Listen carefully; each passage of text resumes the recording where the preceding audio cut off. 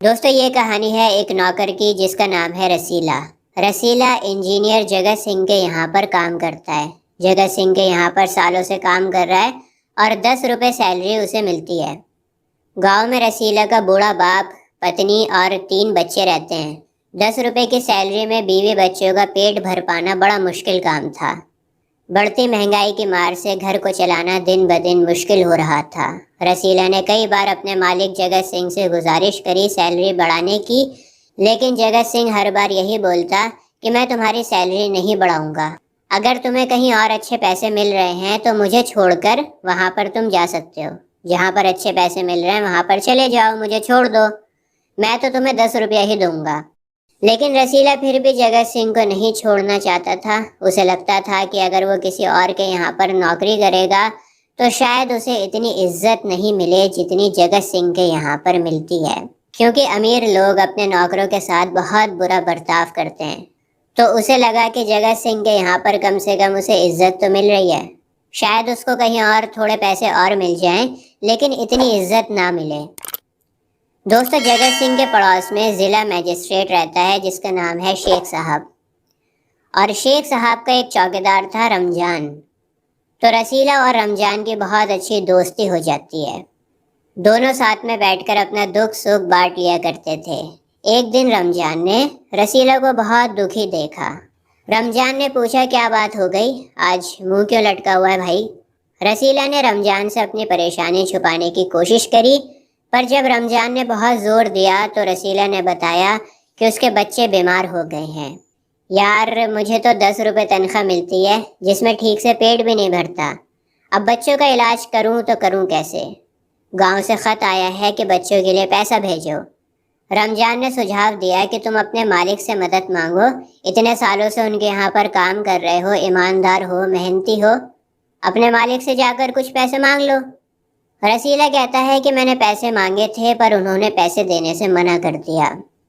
رمضان سے اپنے دوست کی پریشانی دیکھ ہی نہ گئی اور اس نے 5 روپے رسیلا کی ہتھیلی پر رکھ دیے۔ اس کے بعد رسیلا ان 5 روپے کو اپنے گھر میں بھیج دیتا ہے۔ اب جیسے تیسے دھیرے دھیرے کر کے رسیلا نے رمضان کے 4.5 روپے واپس لوٹا دیے۔ اب بچی 98۔ ایک دن کیا ہوتا ہے، رسیلا کو پتہ لگ جاتا ہے کہ جگت سنگھ نے 500 روپے کی رشوت لی ہے، اور یہ بات رسیلا رمضان کو جا کر بتاتا ہے کہ جگت سنگھ نے 500 روپے کی رشوت لی ہے۔ یہ بات سن کر رمضان کہتا ہے کہ یہ تو کچھ بھی نہیں ہے، میرے مالک تو جگت سنگھ کے بھی گرو ہیں، انہوں نے آج ہی ایک شکار پھنسایا ہے اور کم سے کم 1000 روپے میں بات بنے گی، مالک کم سے کم 1000 روپے کی رشوت کھائیں گے۔ اس طرح سے ہمیں پتہ لگا کہ دونوں کے مالک رشوت خور ہیں۔ دوستو رمضان کی 98 کا قرضہ رسیلا کے اوپر ایک بوجھ بن گیا تھا، اس کے لیے بڑا مشکل ہو گیا تھا 98 کا قرضہ چکانا۔ ایک دن کیا ہوا، جگت سنگھ نے 5 روپے کی مٹھائی منگوائی رسیلا سے، اور رسیلا نے 5 روپے کی جگہ 4.5 روپے کی مٹھائی خریدی اور بچی ہوئی 98 رمضان کو دے دی۔ اس طرح رمضان کا قرضہ اس کے سر پہ سے ہٹ گیا، لیکن افسوس یہ بات جگت سنگھ کو پتہ لگ گئی۔ حالانکہ بات صرف 98 کی تھی اور رسیلا سالوں سے ایک وفادار اور ایماندار نوکر تھا جگت سنگھ کا، لیکن جگت سنگھ نے رسیلا کی خوب پٹائی کری، بہت مارا اسے۔ بات صرف یہاں پر ختم نہیں ہوئی، جگت سنگھ نے پولیس کو بھی بلا لیا اور رسیلا کو جیل کی سلاخوں میں بند کروا دیا۔ اس کے بعد جگت سنگھ نے رسیلا کے اوپر مقدمہ بھی کر دیا۔ بتائیے، صرف ایک 98 کے لیے بیچارے کے اوپر مقدمہ کر دیا۔ دوستو اب رسیلا کا مقدمہ ضلع کے میجسٹریٹ شیخ صاحب کی عدالت میں پیش ہوا۔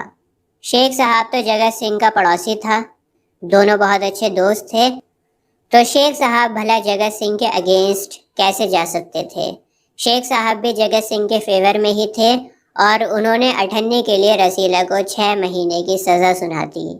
رسیلا اپنے گھر کا ایک لوتا کمانے والا تھا اور اب اس کو 6 مہینے کی سزا ہو گئی، وہ بھی صرف ایک 98 کے لیے۔ یہ سب دیکھ کر رمضان کو بڑا غصہ آیا۔ وہ جانتا تھا کہ شیخ صاحب اور جگت سنگھ دونوں ایک نمبر کے رشوت خور ہیں، لیکن پھر بھی سماج میں ان کی عزت ہے کیونکہ ان کا اپرادھ کسی کو نہیں پتا۔ دوسری طرف ایک غریب نے 98 چرا لی تو اتنا بوال ہو گیا۔ دوستو یہ کہانی ہمیں بتاتی ہے کہ ایک غریب کی زندگی میں کتنی پریشانیاں ہوتی ہیں۔ امیر چاہے کتنی ہی بڑی غلطی کیوں نہ کر لے، اس کے پاس ذریعے ہوتے ہیں اپنے آپ کو بچانے کے لیے، لیکن اگر غریب چھوٹی سی بھی غلطی کر لے، اگر اپنے بچوں کو بچانے کے لیے اٹھنی بھی چرا لے، تو پھر اس کی کوئی معافی نہیں ہے۔ آپ کو یہ کہانی کیسی لگی مجھے ضرور بتائیں۔ جے ہند۔